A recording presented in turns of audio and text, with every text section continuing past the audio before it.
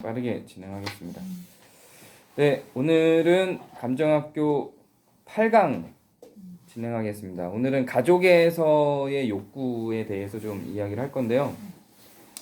가족에서의 욕구이기 때문에 되게 지금까지 했던 강의들이 되게 이론적이고 재미없었다면 오늘 강의는 되게 실제적이고 좀 재미있어요. 지난 시간에 우리가 나눈 내용을 좀 잠깐 보면 여기가 이제 사회적인 욕망이라고 봐요. 이게 사회적인 욕망이에요. 그리고 여기에 내가 태어났어요. 이렇게 이게 납니다. 이게 사회적인 욕망이에요. 사회적인 욕망과 나 사이에서 서 있는 존재가 누구죠? 보통 부모님이죠. 엄마. 그래서 부모님이 내가 태어나면 부모님이 세상이에요. 이게 부모님이에요. 부모님이 세상이고 이 사회적인 모든 욕망과 사회적인 모든 체제를 나에게 전달시켜주는 존재가 부모님입니다.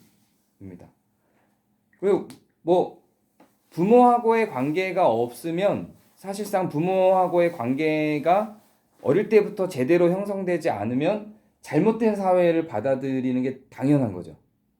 자연스럽죠? 근데 물론 부모하고의 관계가 내가 살아가는 모든 삶의 관계가 전부는 아니잖아요. 누군가는 7살까지만 부모와의 관계를 맺고 그리고 8살부터는 뭐 다른 사람한테 잘할 수 있는 거고 태어날 때부터 할머니 할아버지한테 잘할 수 있는 거고 아니면 부모님이 있었지만 내가 부모보다 더 잘 의존해서 나에게 사회적 욕망과 시스템을 부모 대신 보여준 사람이 있을 수도 있는 거고요. 그러니까 여기는 꼭 부모만 들어가는 건 아니라는 얘기예요. 나한테 많은 사회적 욕망과 시스템을 소개해준 어떤 사람, 그러니까 알려준 어떤 사람이 이 자리에 들어간다고 보시면 됩니다. 나를 양육한 사람. 그게 꼭 어린 시절이 아닐 수도 있어요. 그러니까 대부분은 어린 시절이에요. 그래서 대부분은 6살까지의 나에게 영향을 미친 사람을 중심으로 이 그림을 보는데 반드시 그렇지는 않아요. 정신분석에서는 그 6살까지의 양육자를 매우 중요하게 보거든요. 절대적으로 봐요. 근데 교리분석에서는 꼭 그렇게 보지 않아요. 그 6살까지의 양육 시스템이 즉 6살까지 나에게 사회적 욕망과 시스템을 소개시켜준 그 사람이 정신분석에서는 극복될 수 없다고 보는데 교리분석에서는 그 이유에 맞는 다른 교류된 사람들을 통해서 극복될 수 있다고 봐요. 근데 저도 이제 정신분석도 공부를 하고 교리분석도 공부를 했는데 교리분석이 조금 더 타당성이 있다고 생각이 들어요. 왜냐면 그 성인기가 돼서 바뀌어진 사람들이 굉장히 많거든요. 굉장히 숱하게 많이 볼 수 있기 때문에 아주 강력한 영향인 건 분명하지만 6살 이전의 관계가 아주 강력한 영향인 건 분명하지만 자라면서 충분히 변화가 될 수 있다고 생각이 됩니다. 처음에 태어났을 때는 그 나라는 존재는 개인적인 욕망만 있죠. 아무것도 없어요. 사회적인 욕망을 알아챌 수 있는 게 없죠. 그 사회적 욕망을 전혀 알아챌 수 없기 때문에 처음에 태어난 아이는 그냥 원초와 덩어리, 욕구 덩어리죠. 이드 덩어리예요. 자기의 욕구만을 표현할 수 있어요. 그리고 자기의 욕구는 전혀 억압되지 않죠. 처음에는 다 들어주잖아요, 엄마가. 그래서 거기서 나는 슈퍼맨 같은 느낌인 거예요. 전능함을 느낀대요, 아기들은. 그러니까 아기들의 심리를 보면 자기가 전능하다고 느낀대요. 원하는 걸 다 들어주거든요. 예, 그래서 그 전능감에 가장 많이 젖어 있는 나이가 이제 갓 태어나고 나서부터 엄마가 모든 조건들을 다 들어주는 그 시기. 근데 만약에 그 전능감을 느껴야 되는 시기에 전능감을 못 느낀다면 전혀. 그래서 태어나자마자 버려져서 그 전능감을 느낄 수 있는 환경이 전혀 조성되지 않았다면 거기서 벌써 자존감이 많이 낮아져 있겠죠. 그 전능감을 통해서 자기의 욕구가 성취됐을 때의 기쁨을 맛보는 건데 그래서 그 기쁨을 다시 추구하기 위해서 또 그 기쁨을 요구하는 거거든요. 근데 그거를 맛본 적 없는 아이들한테는 애기들한테는 그 전능감을 맛본 적 없는 애기들한테는 다른 사람들 그 전능감을 맛본 상태로 자라난 사람들에 비해서 자존감을 확보하기가 어렵겠죠. 그 아기의 시절이 그만큼 중요해요. 버리시면 안 돼요. 좀 전능감은 좀 키워주셔야 됩니다. 그래서 엄마는 이제 아기한테는 욕구를 다 충족시켜주는 존재가 되죠. 이때는 금기라는 게 존재하지 않습니다. 억압이 없잖아요. 그리고 억압을 안 하는 게 좋아요. 이때는 억압을 해도 누가 오르라 그랬어 조용해 뭐 이런 거를 하면 안 돼요. 이때는 그냥 그 아이가 완전히 전능감을 느낄 수 있도록 요구하는 것들을 다 들어주는 게 좋습니다. 그리고 그 아기의 욕구라고 하는 게 뭐 몇 개 안 되잖아요. 한 4개 정도밖에 안 되잖아요. 먹고 싶어, 자고 싶어, 싸고 싶어, 뭐 안기고 싶어, 뭐 이 정도잖아요. 다른 거 별로 없거든요. 그러니까 그것만 정리를 해서 채워주면 되기 때문에 요때 그 욕구들을 억압하면 마찬가지로 자존감을 형성해 나가는데 많은 방해가 있는 거죠. 불가능한 게 아니에요. 나중에 성인이 돼서도 충분히 극복해낼 수 있어요. 근데 어렵죠. 그때 다 갖춰졌을 걸 나중에 갖추려니까 그만큼 시간도 더 걸리고 에너지도 더 많이 소모가 되는 거예요. 자, 근데 이제 금기가 생기기 시작해요. 아기가 이제 걷기 시작하잖아요. 그리고 약간 엄마 아빠를 구분하고 말하기 시작하잖아요. 이때부터는 금기가 생겨요. 자야 되는 시간이 정해지기 시작해요. 그 전능감을 맛보던 시기에는 뭐 자야 될 때가 어딨어요. 그냥 계속 자주면 감사하죠. 근데 이제는 좀 잘 시기, 밥 먹을 시기 이런 것들이 정해지기 시작하죠. 그러면서 뭐 이제 이를테면 아기가 엄마 젖을 깨물고 막 이러면 아야 하면서 하면 안 되는 것들이 하나씩 생겨나가기 시작하죠. 그때부터 아기는 욕구에 억압을 받기 시작합니다. 근데 이 욕구의 억압을 받은 다음에 그 억압이 좋은 느낌으로 들어오는 게 좋아요. 그래서 욕구의 억압을 딱 받잖아요.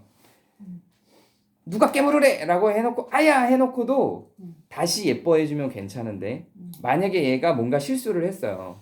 엄마 젖을 깨물어서 혼을 냈어요. 그리고 나서 얘가 격리가 되면 그 욕구, 자기가 표현했던 뭐에서 얘는 문제가 생긴지 모르거든요.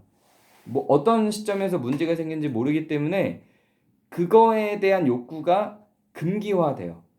그게 어떠한 것이든지 잘하면 잘할수록 억제되거나 억압되거나 금기되는 것들은 점점 많아지게 되죠. 그때부터 형성되는 게 초자인 겁니다. 금기가 시작되면서 이 아이들에게는 초자라는 게 발생을 해요. 그래서 초자도 자아거든요.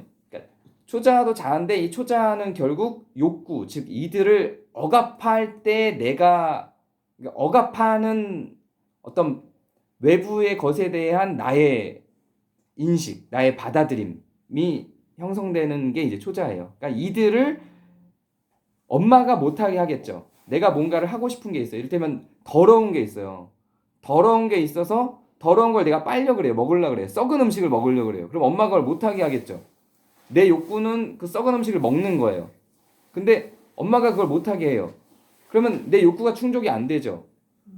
엄마가 그걸 못하게 했어요. 이건 초자아가 아닌 거예요. 근데 엄마가 금기시켜서 못하게 한 그걸 내가 받아들이죠. 그 부분이 나에게 받아들여진 어떤 형태로 남는 게 초자아인 겁니다. 구분이 되시나요? 네. 엄마가 금기한 거 자체가 초자아가 아니고요. 금기한 다음에 내가 이걸 하면 안 된다고 인식하게 된 것. 네. 그게 이제 초자아가 되는 거예요. 근데 금기가 생기기 시작하면서 내 안에선 초자아가 점점 자라나고 이들을 즉 욕구를 통제할 수 있는 혹은 통제해야 되는 상황에 대한 인식이 생겨요. 점점 자라면서 이게 점점 많아지는 거예요. 내가 하면 안 되는 게 많아지고 내가 하고 싶은 거를 억제하는 게 많아지는 거죠. 여기서 생겨나는 교류. 누군가가 하는 거를 금지시켰을 때 내가 보이는 반응. 하고 싶은 게 있을 때 내가 그걸 억제하거나 분출하는 과정. 이런 형태에서 만들어지는 게 자아인 겁니다. 그래서 요 나는 부모를 통해서 초자라는 것도 생기고요. 그리고 이드라는 것을 구분하는 어떤 존재가 생겨요. 초자와 이드 사이를 즉 외부에서 오는 금기나 억압과 내 안에서 갖게 되는 욕구를 조절하는 무엇인가가 내 안에 생성돼요. 처음 아기에게 태어났을 땐 욕구만 있었어요. 그 욕구가 엄마나 아빠를 통한 억압이나 금기를 받으면서 욕구에 대한 억압이나 금기를 받으면서 이 억압이나 금기와 내 욕구 사이에서의 갈등 조절을 해내는 나의 그 아기의 마음이 생기는 거예요. 그게 아기일지 뭐 어린이일지 소년일지 모르겠지만 어쨌든 그 단계에 있는 게 자아입니다. 그러니까 부모에 따라서는 자녀의 욕구가 이제 이럴 수도 있겠죠. 어떤 부모는 자녀의 욕구가 사회적 욕망과 시스템을 다 이기고 자녀의 욕구를 온전히 막 다 보장해주는 부모가 있겠죠. 네가 하고 싶은 거 다 해. 뭐 이런 부모가 있겠죠. 사회적 욕망이 뭐든 상관없어. 뭐 과자 먹고 싶어? 튀김 과자 요즘에 잘 안 주잖아요. 네가 먹고 싶으면 먹는 거야. 그리고 이 아이의 욕망을 아이의 욕구를 다 실현시켜주는 거예요. 초자아가 그러면 없어지겠죠. 초자아가 약해지는 거예요. 초자아가 약해지면 무슨 일이 생길까요? 초자아가 약해지면 초자가 약해지면 자기 이기적이 좀 그러겠죠. 다른 사람들과 교류하는 능력이 떨어지게 되겠죠. 사람들을 배려하거나 이럴 수 없게 되겠죠. 그리고 또 어떤 부모에 있어서는 다 억압해 버리는 거예요. 전부 억압해 버리는 거예요. 아무것도 못하게 하는 거예요. 전부 초자로만 무장하게 만드는 거죠. 뭘 먹으려고 그래도 안 돼. 나가 놀고 싶어도 안 돼. 전부 안 돼, 안 돼. 모든 욕구를 다 제거해 버려요. 그리고 소위 이제 초자적 욕구, 사회적 욕망만을 실현하게 하는 거죠. 그런 아이들은 어떻게 될까요?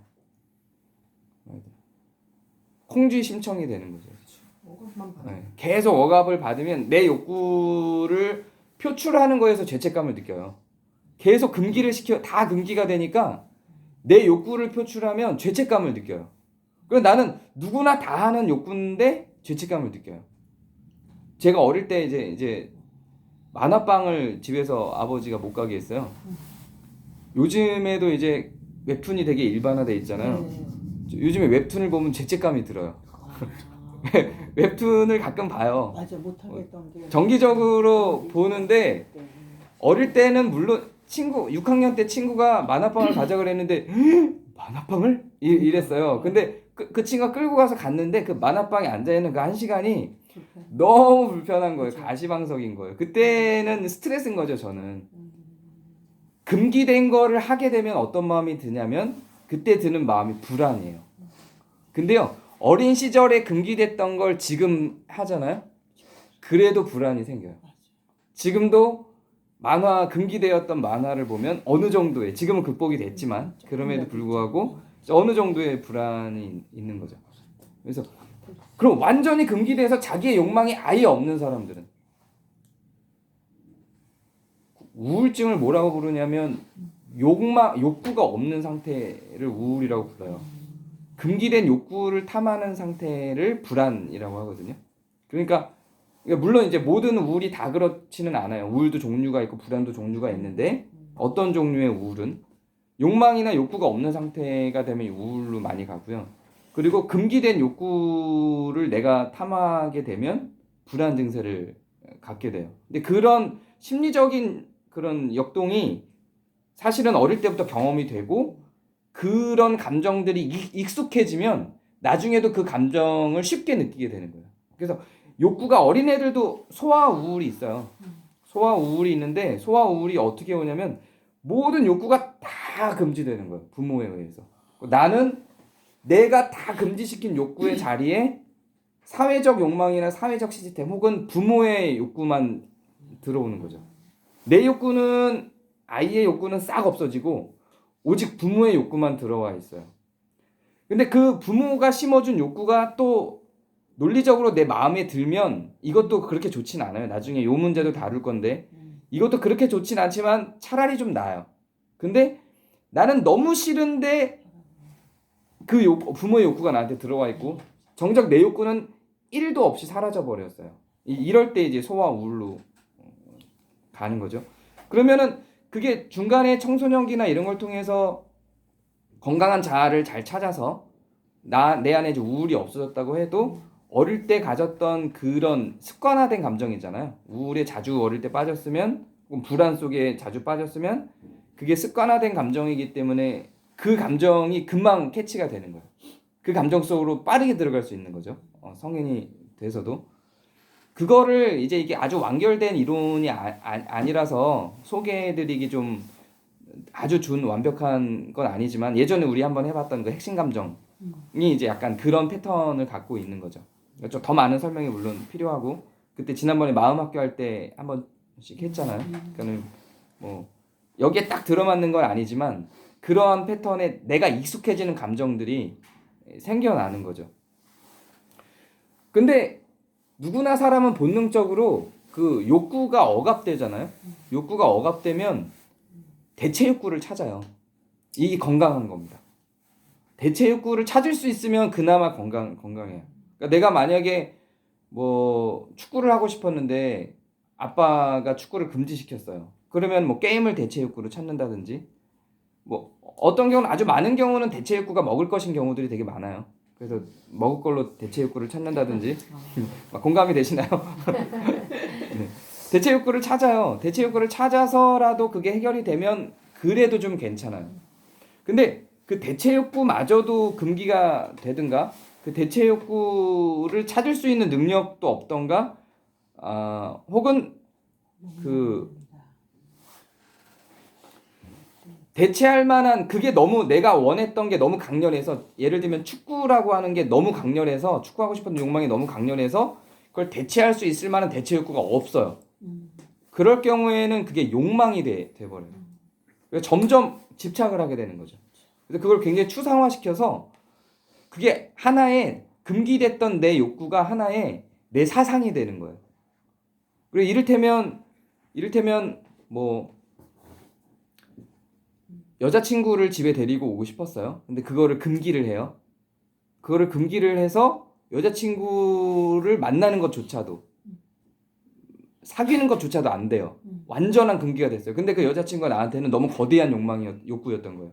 그러면 이거는 여자라고 하는 개념, 사랑이라고 하는 개념이 단지 욕구가 아니라 그냥 욕망이 되는 거예요. 그래서 그게 나의 가치와 사상이 돼서 나중에는 거기에 모든 걸 다 투자할 정도로 커져버리는 거죠. 그래서 좀 숨통을 틔워주는 그런 통로들이 필요해요. 그래서 어릴 때부터 대체 욕구를 잘 만들었던 사람들은 커서도 성인이 돼서도 금기된 것으로부터 대체된 욕구들을 찾는 훈련을 자기도 모르게 잘 습득해낸 사람들이 있어요. 그게 우리 정신을 건강하게 해요. 그거를 승화라고 부릅니다. 대체로 승화적 작용을 하는 대체 욕구가 운동, 뭐 예술 활동, 뭐 종교 활동, 뭐 글쓰기, 뭐 이런 여러 가지 이런 뭐 억압되지 않은 채로 할 수 있는 어떤 이런 형태들이 보통 승화적 작용을 하는 대체 욕구로 많이 나타나죠. 근데 이런 경우가 있어요. 이제 아까 그 우리의 사람의 아이의 욕구는 다 사라지고 부모님의 욕구만으로 채워지는 경우에 대해서 이야기를 했잖아요. 이때 부모님이 채우는 욕구는 대체로 부모 개인의 욕구가 아니라 사회적 욕구죠. 대체로 의사가 돼야 돼. 돈 많이 벌어야 돼. 야, 너 이거 지금 너 이 노래 불러갖고 나중에 너 먹고 살겠어?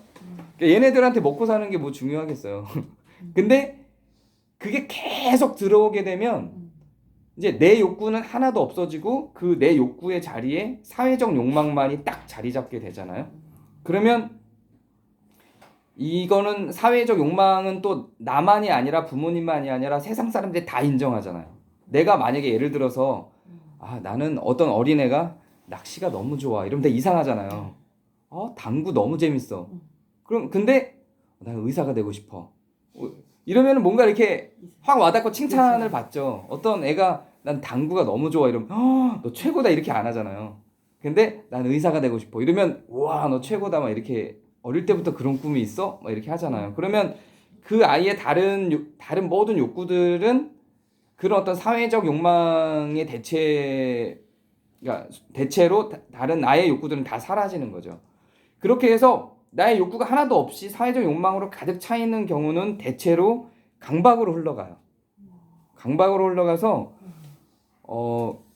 이제 좀 그러니까 반드시 이런 경우에 반드시 강박이 된다라기보다 강박적인 사람이 돼서 강박으로 빈틈을 통해서 흘러나오는 개인의 욕구들을 틀어막는 거예요.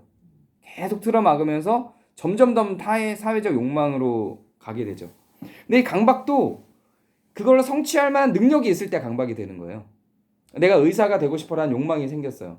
내 욕구는 다 죽었어요. 의사를 향해 달려가기 위해서. 오직 의사가 되기 위해서 공부하고만 있어요. 자, 근데 만약에 근데 내가 의사가 될 만한 실력이 실제로 어느 정도 있어요. 공부를 좀 할 만해요. 이런 경우는 강박으로 가죠. 근데 만약에 엄마 아빠가 다 원하시는 거야. 너는 의사가 돼야 돼. 어릴 때부터 의사가 돼야 돼. 계속 들었어요. 근데 얘가 중학교를 딱 갔는데 35등이야. 36명 중에. 이러면은 강박이 아니라 무울로 가는 거예요. 욕망은 커져버렸어요. 욕망은 커져버렸고 내 모든 자아는 전부 다 의사를 향해 있거든요. 근데 그게 불가능하다는 걸 인지하게 돼요. 그러면 할 수 있는 게 아무것도. 강박이라고 하는 거는 할 수 있는 게 실제로 있어서 할 수 있는 걸 계속 반복적으로 하는 거거든요. 그거를 집착을 하는 거거든요. 근데 할 수 있는 게 아무것도 없어져 버리는 거예요. 그러면은 또 우울로 가게 되는 거죠. 욕망이나 욕구가 여러 가지 우리의 감정들하고 떨어질 수 없는 상태로 계속 가죠. 그리고 우리의 욕구가 그 사회적 욕구나 욕망하고 어떻게 구분이 되는지도 확인이 되죠. 근데 이제 부모들이 이 역할, 사회적 욕망을 우리에게 사람에게 전달해주는 역할을 하는 게 부모인데, 부모들이 이 사회적 욕망을 전달하는 과정 속에 두 가지 태도가 있어요. 그러니까 이게 지시적 태도가 있고요, 통제적 태도가 있고 보호적 태도가 있어요. 통제적 태도는 자녀의 여기가 자녀의 이드가 여기 있잖아요. 자녀의 이들을 완전히 통제하고 부모가 제시하는 사회적 욕망을 초자로 넣어서 이 아이가 받아들이게 하는 게 이제 통제적 태도예요. 근데 부모라고 다 통제만 하지 않잖아요. 보호도 하죠. 보호적 태도가 있어요. 통제적 태도와 보호적 태도가 부모에게 다 있어요. 그래서 통제적 태도 속에서 계속 자라온 아이는 대체로 이 아이도 통제적 태도를 가질 가능성이 높아요. 그리고 보호적 태도 속에서 계속 자라온 아이는 이 아이가 나중에 보호적 태도를 많이 가질 가능성이 높아요. 근데 통제적 태도라고 해서 다 좋으냐면 그렇지 않습니다. 통제적 태도가 이 아이의 능력을 길러줄 수도 있죠. 그리고 실제로 통제적 태도를 사용하는 사람들은 조금 강박적이기도 하지만 대체로 시간도 잘 지키고 어떤 능력적인 측면에서 사회생활을 잘 해나가고 이렇게 될 수 있죠. 아니면 최소한 자기는 그렇게 못해도 아이는 그렇게 기르는 거예요. 보호적 태도를 갖고 있는 사람은 그런 사회적 억압으로부터 아이를 지켜주는 거예요. 주로 엄마가 이 역할을 하죠. 그렇지 않은 경우도 물론 엄마가 통제적 태도를 갖는 경우도 많지만, 왜 엄마가 이 역할을 주로 많이 하냐면 어릴 때는 엄마가 이 아이의 전능감을 전해준 대상이잖아요. 아이가 필요로 하는 모든 조건들을 엄마가 다 충족시켜 줬잖아요. 그래서 그 상태로 쭉 이 아이는 엄마가 그 역할을 해주기를 바라겠죠. 엄마가 실제로 대체로 우리나라에서는 엄마가 그 역할을 많이 해주기도 하죠. 근데 요즘에는 조금 이제 공부라는 게 개입되면서 좀 다른 문제가 됐지만, 그럼 이 아이는 부모로부터 통제적 태도와 보호적 태도를 배우면서 이 아이의 성격 속에 이 통제적 태도의 성격과 보호적 태도의 성격을 같이 가져갑니다. 그래서 부모가 아이를 통제적으로 계속 해놓고 너는 애가 왜 이렇게 따뜻하지 않니? 이러면 방법이 없어요. 통제적 태도 속에서 살아왔기 때문에 이 아이는 따뜻하지 않을 수 있어요. 근데 그럼 보호적 태도를 계속 보여준 거는 좋은가? 보호적 태도를 계속 보고 자란 아이들이라고 다 건강하지만은 않아요. 너무 많은 보호적 태도 속에 있었으면 아까 그 욕구가 무한 개방된 사람이 되겠죠. 그러면은 거기서 나오는 단점들이 있겠죠. 그리고 이 보호적 태도를 배운 사람들이나 보호적 태도를 보여주는 부모가 다 좋지는 않아요. 왜냐하면 보호적 태도라는 게 극단적으로 가면 간섭이 돼요. 보호적 태도가 높은 사람들은 계속 간섭을 해요. 내가 너를 보호해줘야 돼. 그래서 통제하려고가 아니라 전화를 계속 하는데 달라요. 너 어디야? 이것도 너 어디야 하고 너 어디야? 이것도 너 어디야예요. 아, 사실은 똑같은 거. 통제를 하기 위해서든 보호하기 위해서든 이 아이는 비슷하게 느낄 수 있어요.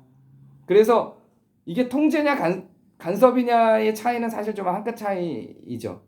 어쨌든지 간에 부모는 어쨌든 통제적인 부모가 있고 보호적인 부모가 있어요. 사회적인 시스템을 아이에게 그대로 주입하려는 부모가 있고 그 시스템들로부터 아이를 조금 보호해 주려는 부모가 있어요. 그래서 그 역량 속에서 아이가 자라면서 부모의 그 역량을 부모가 가르친 대로 부모가 자기는 사실은 자기 삶을 통제하지 못하지만 아이만 통제적으로 키우는 부모도 있겠죠.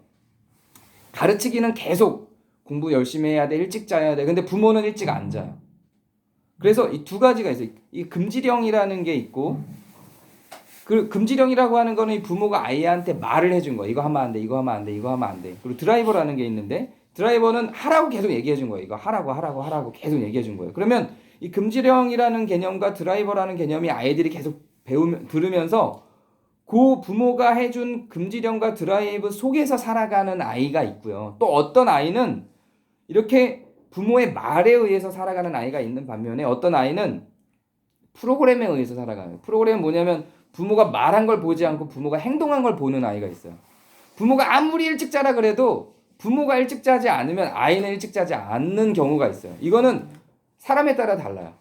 어떤 경우는 말을 잘 듣는 아이가 있고요. 어떤 경우는 프로그램에 잘 따르는 아이가 있어요. 그래서 이거는 어떻게 해야 된다라고 하는 내용은 없어요. 이건 아이의 성향에 따라 좀 다르고 그런데 분명한 건 평소에는 부모의 말에 잘 따르다가도 위기의 순간이나 급박한 순간에선 대체로 사람은 프로그래밍화 된 대로 갑니다. 본대로 행동하게 돼요. 나중에 대체로는.